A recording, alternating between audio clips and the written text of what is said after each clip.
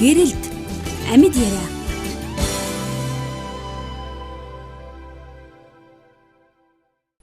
Ер нь хүний амьдралд их хүн их асарч халамжилж хайрлж төрүүлж өсөж боожуулах их ийм ариун үүргийг хүлээдэг л дээ Эний зэрэг ээж хүний хувьд тий. Эний зэрэгцээ аав хүний хувьд бас жоохон хүмүүс янз бүрээр хараад ах шиг санагдав. Зарим хүмүүсд бол за аавар яах чинь бэлээ дээ. Аавтаа аавгүй ерөнхийдөө ээж ахад болчихдоо гэсэн тий. Иймэрхүү хандлага бас байд юм шиг надад санагдаад байгаа шүү дээ. Тэгэхээр ер нь аав хүн гэдэг маань ер нь тэгвэл хэм бэ? Тий. Хүний амьдрал яаж нөлөөлж байгаа вэ? Нөлөөлдөг вэ? Оролцоо нь юу юм бэ? Тэгэхээр үдэл энэ талаар өнөөдөр ярилцъя тий. За тэгээ. Тэгэхээр гэрэл нэвтрүүлэг энэ удаагийнхаа дугаарыг та бүхэнд хүрэхэд бэлэн болоод байна. Тэгээ бүгдээрээ өнөөдөр эцэг хүний тухай, ялангуяа аав хүний зурсгалын тухай ярилцахаар зочин маань ирсэн байгаа. Тэгээд энэ өдрийн минь төргий. Баярлалаа та бүхэн ч гэсэн энэ өдрийн минь төргий. Чамаг ирсэн маш их баяртай байна. За нэвтрүүлэгтээ. Тэгээд битээрээ сая бас сонссон бах тийм ээ. Өнөөдөр хамтдаа бас нэрээ аав хүн, эцэг хүн яг энэ талаар ярилцъя. Тэгээд нэвтрүүлэг за тэр дундаа бүр сэдвээ бүр гүнзгийрүүлэхээс өмнө тийм ээ. Тий. Зочныхаа бас яг бага насыг бас асуумаар санагдаад байна. За. Бага нас яаж ер нь чиний бага наснд чинь аав хүний оролцоо хэрэг байсан бэ? Ээжийн оролцоо илүү байсан уу? Зүгээр нэг харьцуулаад үзэх юм бол аль нь илүү байсан? Мэдээ ээжийн оролцоо жоох илүү байсан болов. Тэгээд бас өвөөгийн маань бас оролцоо бас их байсан юм болоо да. За ээжийн оролцоог бол ойлгож болж байна. Чамайг төрүүлсэн гэдэг чи одоо тэрнээс илүү том оролцоо шүү. Тэгээд цааш нь бодвол хоолж унтлаа тий баг балчраарч агуулаад өсөж өндийлгсэн. Ээжийн ачлалыг бол одоо юугаарч юутааш зүүрлэх боломжтой тий одоо тий. Өвөөгийн чинь оролцооны тухай сонирхол. Өвөө чи одоо яаж оролцоотой байсан гэхээр яг ямар талаар яаж оролцож вэ? Өвөө маань их сайхан хүн байсан л да. Би яг ээжтэйгээ хоёулаа амьдарч байхад одоо аав маань ээжтэй гэрлээд би яг одоо өөрийнхөө төрсөн аавыг бол их сайн мэдэхгүй. Тэгээд тэр хоёр яг хамтран амьдарч одоо эхэлснээс хойш нэг хэсэг хугацаанд өвөөтэйгээ амьдарсан 2 жил 3 жил орчим юм уу да. Тий. Өвөө дээрээ байсан юм. Өвөө дээрээ байсан. Тэгээд өвөө маань бол их сайхан аав харагддаг. Охиндоо их халамжтай. Ялангуяа манай ээжд бол янз их халамжтай. Тэгээл надаа их одоо том одоо зээн болохоор одоо өвөөгийн голомтон дээр гарсан төрүүлж гарсан болохоор надад их бас сайн.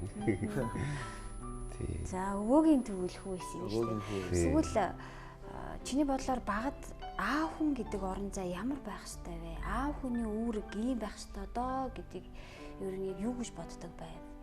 Эсвэл чиний хүсэл ч юм уу тийм ээ? Аав хүнийг ийм байгаасай. Миний аав ч юм уу тийм. Ааваас зүгээр аягүй хүсэн хүлээдэг. Яг миний аав биш ч гэсэн ээжтэй маань хайрны жил болоод гэр бүл болоод тэгээд миний би бас аваа гэж бас дуудсан. Тэгээд мэдээж надтай их юм хамт ойрхон байгаасаа гэж тийм хүлээлт их байсан юм уу. Тэгээд заримдаа миний хүсэл бодлыг сонсдог, мөрөөдлийг маань сонсдог, эсвэл хаяа хамт тоглодог ч юм уу. Ер нь нэг ойрхон хамт байгаасаа гэж аягүй их тэгж одоо хүсдэг хүлээдэг, горддаг тийм. Тэгээ яг тэрийг бол хангалттайсаа авч чадаагүй тэгээ чаддаг байсан. Тэгэхээр ер нь жоохон ойрхон байгаас л гэж их боддог. Түрүүн олон хүүхдүүд аавсаа бас тийм зүйлийг хүсдэм болов уу? Эсвэл чиний онцлог тэр байсан болов уу? Ер нь хүүхдүүд ерөнхийдөө хүүхдүүд аавсаа яа юу хүсдэг гэж чи боддог вэ? Ерөнхийдөө найз нөхөд ингээл хүмүүстэй ярилцж байхад ер нь ээж хүн дэндүү их хүүхдтэйгээ ойрхон сонсдог. Ингээл багаас нь ингээл анхаарал халамж тавьдаг. Аав хүнийг хаяал орж ирдэг юм шиг. Тэг яг нэг тийм. Гэтэ ер нь ялангуяа эрэгтэй хүүхдүүд бол ааваараа их бахархах, аавтайгаа 1-2 хамтдаа ингээ хийсэн юм дурсамжтай зүйл нь их цөөхөн мөрчлөө их сайхан сэтгэл үлдээсэн. Ер нь дийлэн хүүхдүүд аавтайгаа их тийм цаг өнгөрөх дуртай юм болов гэж би боддоо шүү дээ. Тэ бас ховорхон олддог л юм шиг. Тэ. Харамсалтай нь чиний саний хэлдгээр үнэхээр бас ховорхон тиймэрхүү зүйлүүд тэ одоо эцэг аав нар хүүхдүүдийнхээ яг тэр хэрэгцээг ховор хангаж байна л да. Тэгээд яаж ч надад энэ үеийг орчин үеийг нэг юм аавгүй хүүхдүүдийн үе гэж нэрлэмээр санагддгийг. Тэгээ яг л эцэгүүд нь ер нь ингээл ядаж ингээл за хаяад явцсан ч юм уу нас орцсон гэхээс илүүгээр бас их ажил руугаа их орцсон ч юм уу. Ажил руугаа орцсон тийм. Ажил руугаа хитрхи их орцсон үр хүүхдээ ерөнхийдөө за ээж нь мэдж байгаа юм чинь гэж том болох чинь зохицуулчин ингээл би бол ингээл мөнгө төгрөгөө олгоод тижээл гэдэг ганцхан тийм үүрэг дээрээ л ингээл төвлөрөөл явцсан. Инээс болоод аавтаа мөртлөө аавгүй бас угаасаа аавгүй өсч байгаа тийм хүүхдүүд. Аавгүйдлийн одоо тийм үе юм шиг үе байгаад байдаг тийм. Гэтэл нэр аав хүмүүс нь байгаад байдаг. Түрүү ингээ хэлсэн шүү дээ. Ээж хүн ингээл бүгдийг хийгээд байдаг. Ээж хүн тэртээ тэргүй бүгдийг зохицуулаад байдаг. Гэтэл аав хүний үүрэг мэдээж гэр бүлийнхаа төлөө ажил хийгээд тэгээ санхүүгийн олж ирдэг шүү дээ тийм ээ. Тэгсэн ч гэсэн за бас нөгөө ирчүүдийн бас нэг тал байд юм болов. Би бас энэ талаар уншиж байсан л та. Нэг зүйлд их тууштай. Харин тэр тууштай байдал нь яадаг вэ гэхээр одоо жишээлбэл ажилдаа би үнэнч тууштай байлаа эрэгтэй. Гэтэл энэндээ хитрхийн үнэнч нэг мэтгүүд ерөөсөө хажуудаа байгаа бүхнээ мартаад яг тэр ажлынхаа төлөө бүх зүйлээ зориулчих гад байдаг. Нэг тийм гэмтэй. Тийм сул талтай тий. Харин тийм. Олон юм зэрэг анхаарал хандуулж чаддгүй, тавьж чаддгүй юм хөө. Тэгэхээр зочноосоо зүгээр нэг зүйлийг бас асууя гэж бодлоо. Чиний хувьд яг аав хүмүүсээс хүүхдэд өгч чад хамгийн чухал зүйл одоо юу вэ? Одоо яг хүүхдэд нь дуртай ч вэ, дургүй ч хамаагүй. Заримдаа хүүхдүүд бол өөрийнх нь дуртай юмыг л ааваас авахыг хүсэж байгаа шүү дээ, тий. Тэгэхээр хамгийн хэрэгтэй зүйл нь аав хүний одоо хүүхдэд өгч бол хамгийн хэрэгтэй зүйл нь юу гэж боддог вэ? Миний өөрийн бодол бол нэг тийм хүүхдтэйгээ хамт ямарваа нэг бэрхшээл асуудлыг хэрхэн яаж хамтдаа одоо ялан дийлж гарах вэ? Гэтэ хүүхдийн онцлогт тааруулаад шүү дээ. Одоо 4 настай хүүхд байлаа, 5 настай хүүхд байлаа, 6 настай хүүхд байлаа. Тэр онцлогт нь одоо хичээл дээрээ амжихгүй, дийлж чадахгүй байвал за миний хөө чи тэ ганцаараа чадахгүй бол аав нь чамтай хамт хий. Тэгээд хоёулаа яаж хамт хийх вэ? Зүгээр тэгээд хүүхдтэйгээ хамт байгаа. Тэр өөрийнх нь тавч чадахгүй хэсэг дээр нь аав нь ингээд хамт зогсоод тухайн зүйлийг давж ялж дийлж гарч байгаа нь их сайхан юм болов. Тэгээд магадгүй ирээдүйд хүүхд маань бас бодно шүү дээ. Би аавтайгаа тэр үед ингэж шантраад ингэж сууж байхад аав надтай ирээд ингэж хүч олсон шүү гэсэн нэг тийм сайхан дурсамж юм уу. Бас тийм юм олон үлдээ хийсэн. Тийм юм өхөнсөн гэж би бас боддоо шүү дээ. Тэгээд зочноосоо асуугаагүй чухал асуулт байгаа юм. Зочин маань ингээд хідэн хүүхдтэй ямар насны хүүхдүүдтэй вэ? 3 хүүхэдтэй. Гэр бүл болоод одоо энэ жил 10 жил болж байгаа. Том хүү маань энэ жил 8 нас хүрч байна. Охин маань 6 настай. Хүү маань баг хүү маань 4 настай. Тэгэхээр 2 хүүтэй. Нэг охинтой сайхан гэр бүл байна тийм ээ. Тэгээд яг аав ингээд ирсэн чинь нөгөө сайхан дурсамж гэдгсэн би нэрээ өөрийнхөө миний аав байхгүй ч гэсэн би нөгөө дурсамжууд нь ерөөсөө мартагддаг. Тийм шүү дээ. Энэ дурсамжууд хөтлөөл гудамжаар ингээд алхаад л та тэнд тийм байдэ, энд тийм байдгээ.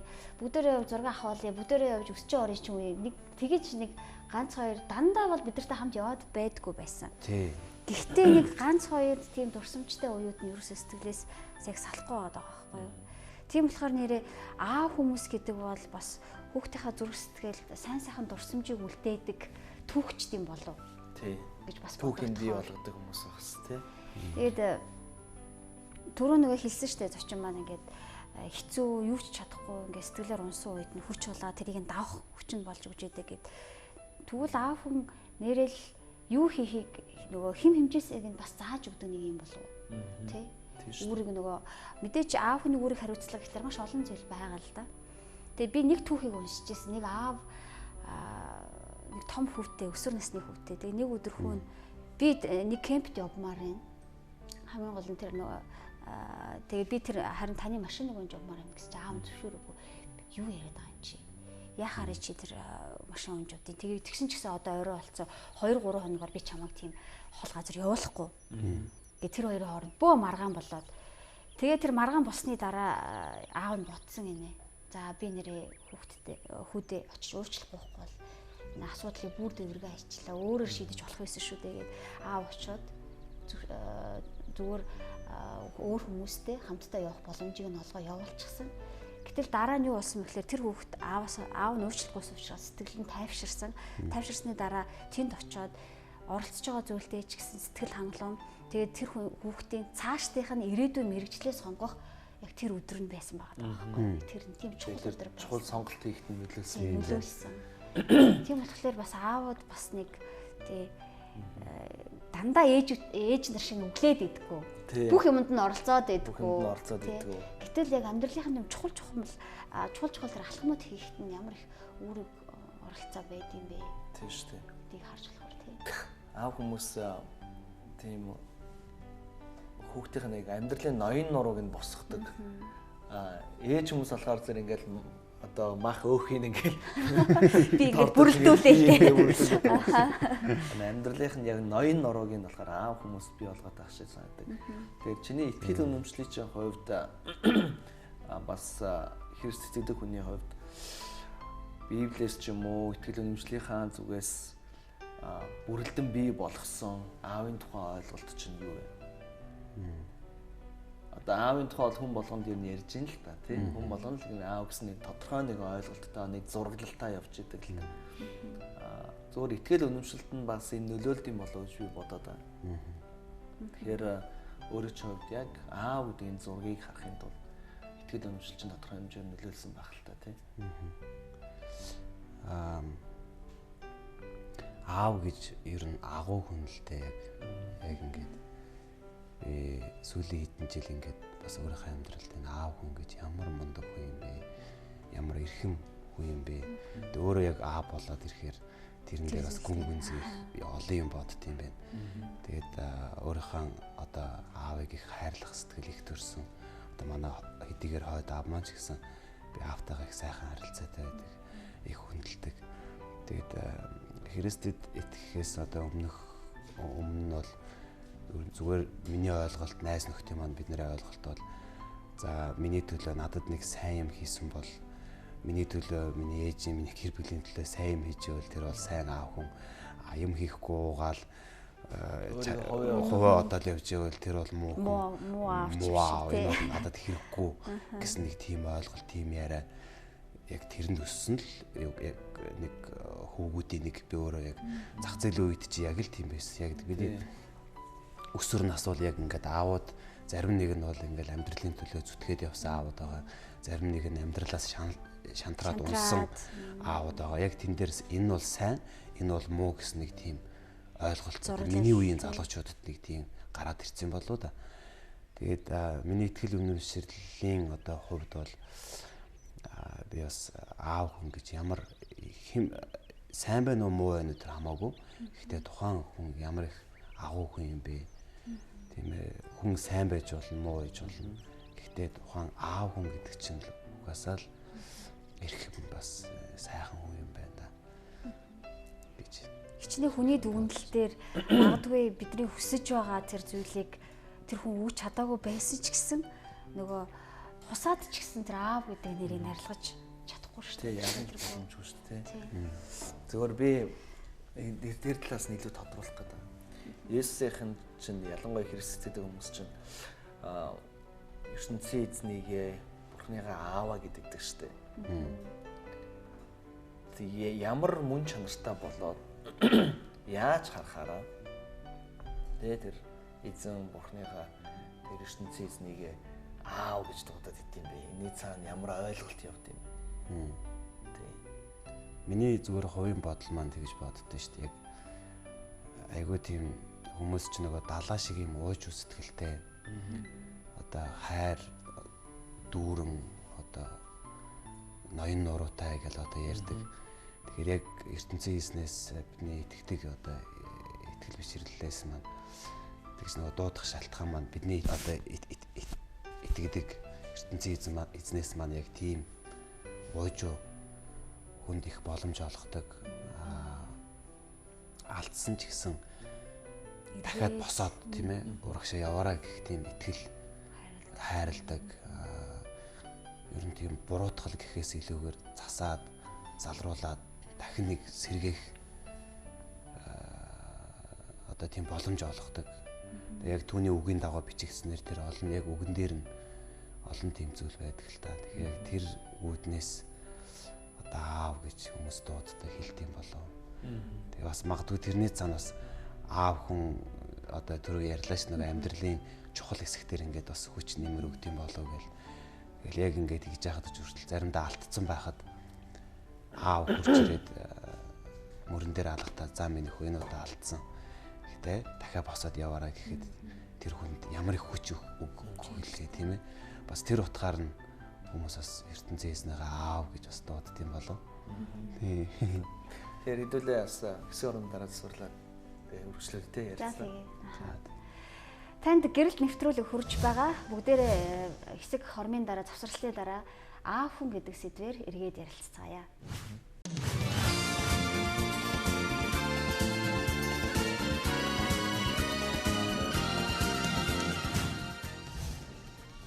Үзэгчтэнд гэрэлт нэвтрүүлэг маань хүрч байна. Тэгээд бид нар хамтдаа аав хүн гэсэн сэдвээр ярилцаж байгаа. Зочин маань түрүүн бас бид нар итгэл үнэмшилтэй холбоотой тэр дундаа бурхан эцгийг бид нар яагаад ааваа гэж дууддаг юм бэ? Энэ талаар ярьжсэн тийм ээ. Тийм. Тэгээд яг ертөнцийн эзэн бол яг бидний амьдралын их усүр. Тэгээд бидний идэж ууж байгаа, өмсөж зүүж байгаа, сэтгэл санаатай холбоотой бидний амьдралд одоо тусалж байгаа, нөлөөлж байгаа бүх юм ерөөсөл ертөнцийн эзнээс бид нэр их усүр авч холбоотой байж тэндээс суралцаж олон зүйлийг ингэж түүнээс л авдаг.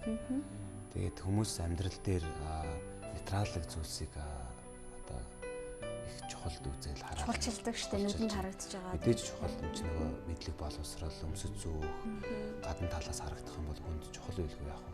Гэхдээ миний хувьд илүү их чухал бас бодож тооцдог.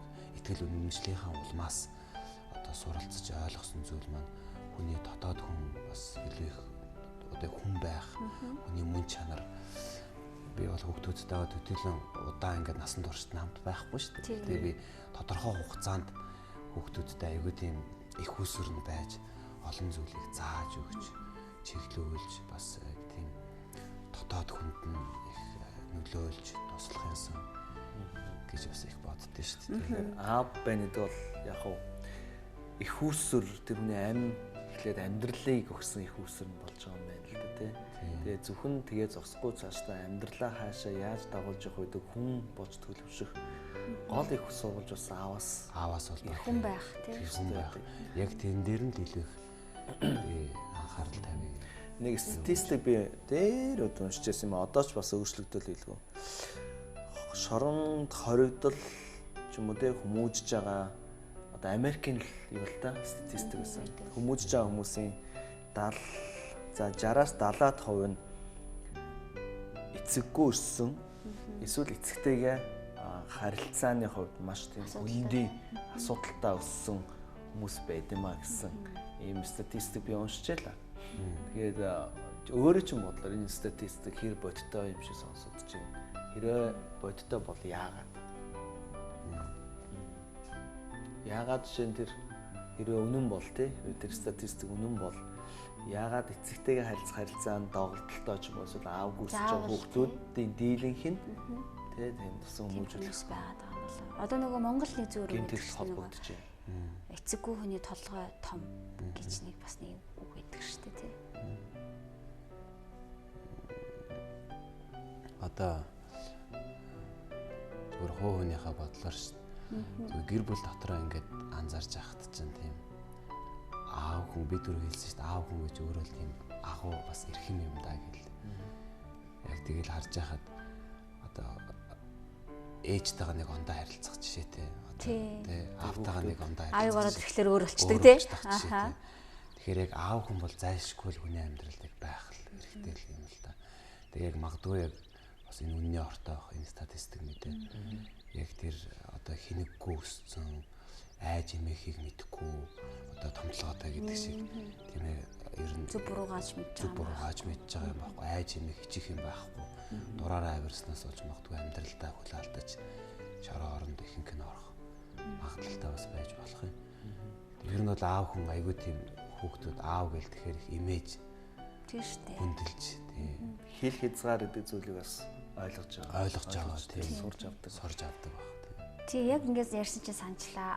Аав чи ирж байгаа шүү үнд ороорой ч юм уу тийм нэг тиймэрхүү хүмүүс их байдаг шүү дээ. Тэгээд хичнээн ингээд биднэрт өглөж загнаад наашир чигээд ингэхгүй ч гэсэн нөгөө нэг байж байгаа орон зайн хүртэл нэг зүйлийг надад өгүүлж идэг. Биднэрт эмх зэгц хэл хязгаар ярих хэлэх тийм нэг зүгээр тухайн аав маань үг ярихгүй ч гэсэн зүгээр байгаа байдлаараа л биднэрт тийм эмх зэгцийг өгч идэг. ойлгож тий тэргээр олон хүмүүс бас хүүхдүүд ч гэсэн аавшгүй хүн болох юмсан гэдэг тий. Би одоо хаяа ингээ аавтайгаа төстэй хүн таарлахаар надад их сайхан санагдаад байдаг шүү дээ тий. Их ойрхон дотн санагдаад. Тэгээд нээрэд зочны ярьснаар би одоо ингээд санаад сууж хахад аав надад нэрээ юу сургасан юм бол аав надад юу үлдээсэн юм бол гэж би бодлоо л доо. Тэгсэн үнэхээр яалтчгүй хүн чанартай байх талаар надад ямар их ойлгуулсан бэ? Хичнээн илүү эрдэм мэдлэгтэй байхаасаа илүү мөнгө олох арга тий заахаасаа илүү тий хоол хийх арга заахаасаа илүү аав маань харин надад илүү хүн чанартай хүнлэг байх талаар яг бусадтай эвтэй байх талаар ямар их заасан бэ гэдгийг би бодоо сууж байна л та. Би яг миний аавын хувьд бол амьдралдаа аюу том алдчихсан хүн байдаг. Гэхдээ надад хамгийн гайхалтай сургацсан зүйл нь юу вэ гэвэл ямар ч том алдчихсан тэг хүн эргээд босч болд юм аа. Тэ алдаагаа засах гэж хичээгээд ингээ явах юм бол амьдрал хүн нэг хоёр дахь боломж нь олддгийг шүү. Тэ алдсанд бол гээл алдчихлаа гэд буугаад өгч болохгүй. Одоо энэ алдааг засах, энэ алдааны хор уршиг туулаад тэ идлээд туулаад өнгөрөх ийм боломж ийм сэтгэлийн тэнхээтэй тэ ялангуяа эр хүний хувьд байх ёстой шүү гэдгийг нэг үлгэрлэж харуулж өгдөг л дээ манай аав. Тэгээ энэгээр бас аав маань их тийм чиний хэлдгээр их агуу хүн. Тэгээд яагаад чи ингээд аюу олоодаа давтаж хэллээ л дээ. Аав хүн гэдэг юм агуу юм байхгүй юу? Агуу эвгээрээ нэг илэрхийлж чадахгүй тойруулаад агуу гэж тайлбарлахгүй яг энэ нь агуу гэж ярьчихгүй ингээ яваад байна. Чиний бодлоор орчин үеийн залуучууд шууд л тэ яри. Орчин үеийн залуучууд энэ аав гэдэг энэ агуу зүйл юм а гэдгийг яг тэр агуугаар нь үнэлж чадчихэв. Яг тэр энэ агуу юм уу юм а гэдгээр нь яг үнэлж тэ зөв үнэлж өөрийгөө одоо аав болчихлоороо хэн болчихоо гэдгийг харж чаддаг. Тэ одоо юу гэдэг чинь. Ерөөсөө шууд хэлэхэд аав байх энэ агуу чанарыг үнэлж чадчихэв нөө аав. Өнөөдрийн аав. Би яг энд хариулахаас өмнө нөгөө агуу гэж яриад энэ тойроод энэ гэдэг дээр бас жоохон ярмаар байна. Яг нөгөө би яг нөгөө манай аав маань одоо ээжийг маань өнгөрсөнөөс хойш аюул хүүхдүүдийн талаас бол олон үзэн ядалт уур эсвэл дургуутсал хэлсэн үгийг одоо бид нэр сөргөөдөг тийм ээ үл хүндэлдэг чи бол одоо муухай одоо арчаагүйч гэдэг юм уу зөв наадхан чи гэж дуудахаас л эхэлж байгаа. Тий заримдаа амар муухай үгээр хэлэх ч юм уу ягаад гэвэл тийм ээ одоо миний ээж амьд байх хэрэгтэй байсан гэтэл одоо байхгүй болчлаа чи сайн халамжилж чадсангүй ч гэдэг юм наана аав гэж байгаа ч гэсэн дотороо нэг тийм одоо чи гэсэн нэг тийм олон буруутгал үзэн ядалтай мэдээч тийм хүнтэй тийм имийг хүүхдүүдээс өдөр болгоо ингээд авна гэдэг чинь тийм сайхан зүйл бол биш л байна. Гэхдээ тийм имийг мэдэрч хүлээж авч исэн ч гэсэн биднэрт аягүй сайхан хандж исэн. Мэдээж тэр хүн уусан амьдралдаа том алдсан. Гэхдээ хүүхдүүдээс бид нар бол аягүй их гомдохоор үг хэллэг үйлдэл юмнууд хийсэн харуулж исэн. Гэхдээ эргээд бидний эсрэг өсөрхөж биднэрт муухай санаж байгаагүй. Зүгээр хурж ирээд биднэрт туслаад надад хэрэгтэй юм байвал аль аав нь хийгээд өхөө, аав нь хамт байх уу би олон муухай зан гаргасан ч гэсэн алей аав нь энэ зүйлд нь ингээд туслаад өгөө гэдэг чи хүний сэтгэл цаана бас их өвддөг юм билээ. Тэгээ би тэрийг анзаарч гаргасан чанд бас ичдэг мөн чанартай бас аав нь хандж явах чинь би ямар муухай сэтгэлээр хандж ирсэн бэ хүн бас зөөлөгдөг юм билээ. Тэгээд яг би ч хүртэл маа дүүнер маань ч хүртэл яг тэр буруутгал нь буцаагаад иргсэн л да яг аавын маань тэр гаргаж байсан тэр агуу зүйлсээс. Тэгээ одоо ингээд бодоод хахад хүүхдүүд маань заримдаа надад бас нэг эвгүй юм гаргахаар бас заримдаа би төргөн ингээд зан гаргачих га тэнгүүтлээ аав маань ямар агуу сэтгэлээр биднэрт ингэж хандж исэн бэлээ гэж бодохоор хүүхдүүдтэй өөрөө ирэхгүй хайрлах за зөв миний хүү миний охинч гэх юм уу бас надад нэг тийм дохио өгд юм уу та. Тэр утгаараа би их агуу гэж ярьлаа л да. Тийм тэр их сэтгэл. Тэгэхээр энэ агуу байдлыг өнөөдрийн аав нар ер нь чиний бодлоор хэр үнэлж ийн гэж үзэж байгаа. Энэ ч бас гайхалтай чанар шүү. Гайхалтай чанар. Тэрийг бас зарим нэг чухал тооцож өөртөө нялзаах гэж оролдож байгаа аав нар бол бишгүй байгаа л ахaltaа. Бага зарим нэг нь бол анзаарч л байгаа. Гэхдээ зарим нэг нь бас анзаарахгүйгээр явж байгаа хүмүүс байгаа л ах. Гэхдээ ер нь бол өөрөө аав болоод олон зүйлийг бас ингэж үзэж туулаад яг мэдээж бол аав болохыг сайхан анхны хүүхдийн тэрвэрэд би чи ингээ аав болчлаа шүү дээ гэл ингээл байх чи их сайхан тэр анхны мэдрэмж бол. Гэхдээ тэр явц их бас чухал байна л да. Тэг хүүхдээ хүмүүжүүлэх, хүүхдийнхээ амьдралын тэр чухал шийдвэрлэх үед нь хамт байх. Хариуцлага хүлээх. Тэр хугацаанд л жинхэнэ нөгөө аав байх юм л одоо гарч ирэх л баг л та. Одоо тэгээд хүүхдүүдээ ёо ясээсэн. За. Одоо тэгээд хүүхдүүд минь одоо жоохон байна л да тий. Тий, жоохон. Өсвөр насндаа ороод шилжилтийн нас руугаа ороод ирэхлээр манай хүмүүс ч өөрсдийн гэсэн үзэл бодлон төлөвшгөөл бүхэл хэд хязгааруудыг чинь тий давж үзнэ. Энэний цаана амьдралыг харах гэж үзнэ, орлож үзнэ. Жинхэнэ нөгөө аав байх, аав байсны одоо нөгөө шалгалтай өгнө шүү дээ. Тэр үед л одоо гаргахад байх л та. Тэгээд тухайн үед яадаг чи санаанд чинь таарахгүй өөрөө ч үед буруу гэж бодож байгаа олон сонголтыг хүүхдүүд чинь хийх байх л та. Тэгээд энд өөрийгөө ер нь яг тэр цаг үед өөрийгөө яаж бэлдэж байгаа вэ? Одоос бэлдэж байгаа юу? Төсөөлж үзэж байгаа юу? Одоо хүүхдүүд чинь дандаа ийм жоохон байна гэж бол бодохгүй байгаа. Тий. Янз бүрээр л төсөөлнө. Тэгээд нэг ийм судалгааг байд юм билээ. Одоо энэ Малайз, Сингапурт, Азад одоо хийсэн нэг судалгаа. Хүүхдийг одоо 0-7 наснда одоо сурж төлөвшөх ёстой зүйлийн амьдралынхаа одоо 70-80%-ийг хүүхэд ер нь эзэмшиж авдаг гинэ. Суулгаж авдаг. Тэгээ суулгаж авдаг. 0-7 наснд бүхэл амьдралын 70-80% аавна гэдэг чинь хасар их зүйлийг авч байгаа байхгүй. Зүгээр би бас тэрийг бодоод бас үнний ортой юм болов.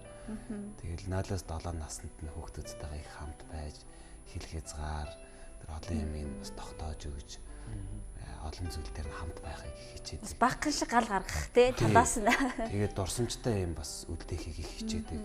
Хамтдаа одоо төрөн хилдэг шиг нэг парк руу, уул руу, гол руу ийшээ тийшээ гэр бүлэрээ их аялах дуртай. Тэгээ өсвөр насн дээр нь ирэхээр ер нь нэг сайхан ярилцаал найз нь байгаад яг хөө зарим нэг юм дээр хүн алдсан шүү дээ. Алдчихэж тэрээгээ сурна. Гэхдээ айхтар том алдаар чи алдаал гэж төлөхгүй л ах л та. Болгоомж л бол нэгтэй жижиг юм дээр яг алдаад үзэг гэдээ бол чимээгүй үлдээх юмнууд байх л баг. Гэхдээ тэр судалгааг би бас бодтой гэж бодсон үднээс одоо баг дээр нэг ажиллаж ойрхон байя гэж л одоо боддөө шүү дээ. Одоо ирээдүйд юу болох юм одоо. Тэгэхээр хүүхэд нь үнэхээр багаага хүүхд аавуудад боломж тэг цаг хугацаа байна шүү дээ. Тий. За тэгээд бид нартай хамт сонирхолтой ярилцлагын өрнөөс нь маш их баярлалаа. Өөрийнхөө туршлагаас, өөрийнхөө түүхээс, амьдралаас маш их баярлалаа. Тэгээд үзэгч та бүхэн гэрэл нэвтрүүлгийг маань хүрээд өндөрлөж байна. Өнөөдөр бид нар аав хүний мөн чанарын тухай тий аав хүний ямар үүрэгтэй хүүхдүүдийн амьдрал ямар их үүсвэр болон оролцдог тухай ярилцлаа. Тэгээ та хэрвээ энэ талаар бид нартай улам гүнзгийрүүлж ярилцах сонирхолтойгоо бол манай эргэн хандах утас руу холбогдоорой. Бид нар таны яриаг сонсоход үргэлж бэлэн байх болно. Тэгээ бүгдээрээ дараагийн дугаараар иргэд уулзцгаая. Баяртай үзэгчтэй. Баяртай.